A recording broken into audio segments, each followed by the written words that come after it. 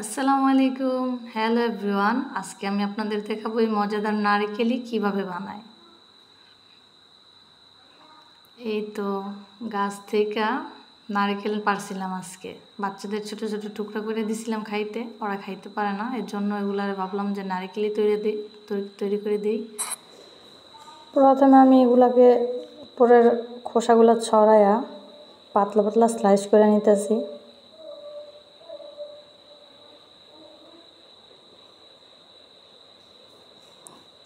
এটা দিয়ে স্লাইস করলে অনেক পাতলা পাতলা হয়। ছুরি অথবা বড়ি দিয়ে তত একটা পাতলা হয় না, পাতলা হইলে এটা খাইতে বেশি মজা হয়।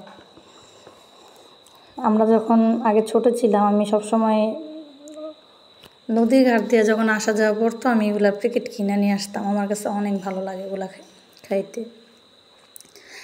এখনও চাইলে এগুলা নিয়ে আসি আমি, এই প্যাকেটগুলো কিনে। আজকে বাচ্চাদের জন্য বানাইলাম।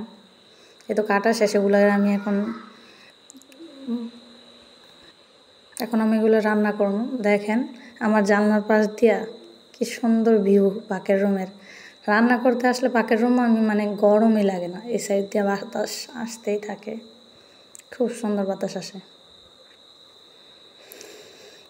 প্রাকৃতিক ভিডিও করতে গিয়া মনে করছি ভিডিও চালু, আমি এখানে পানি দিলাম, মোবাইল উপরে দইরে রাখাই চিনি দিলাম, কিন্তু পরে দেখি আমি ভিডিওর চালু করি নাই। যাক, আমি এখানে আধা কাপ পানি আর আধা কাপ চিনি দিছিলাম অর্ধেক নারিকেলের জন্য।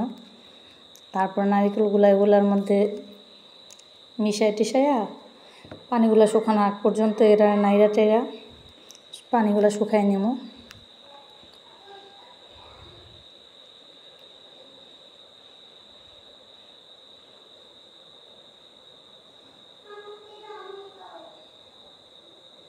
এই তো পানি এখন কমতির দিকে শুকাই আসতেছে, এক সাইড দিয়ে ক্যারামেলের মতো হয়ে যেতেছে।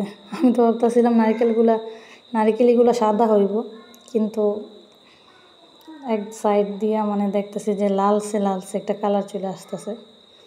যখন এখন পানিগুলো শুকায় যাব, আমি একটা প্লেটে ঢাইলা নিব।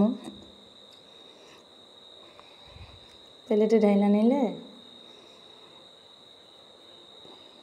পানিগুলো টাইনা শুকায় যাব আর মুচমুচে হয়ে যাব।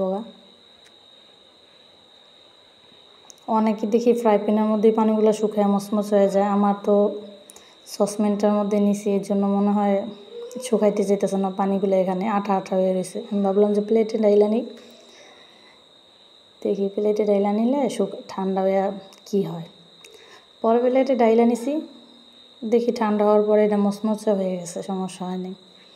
এখানে তো রাখতেছে মতো আমার বাচ্চারা গরম অবস্থায় নিয়ে খাইতে চাইতেছে।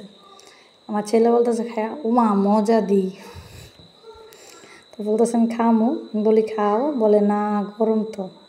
তারপর যখন ঠান্ডা হয়ে গেল ওদেরকে নিয়ে দিলাম খাইতে, দুই ভাই বোন অনেক মজা করে খাইলো। আচ্ছা, আজকে এই পর্যন্তই।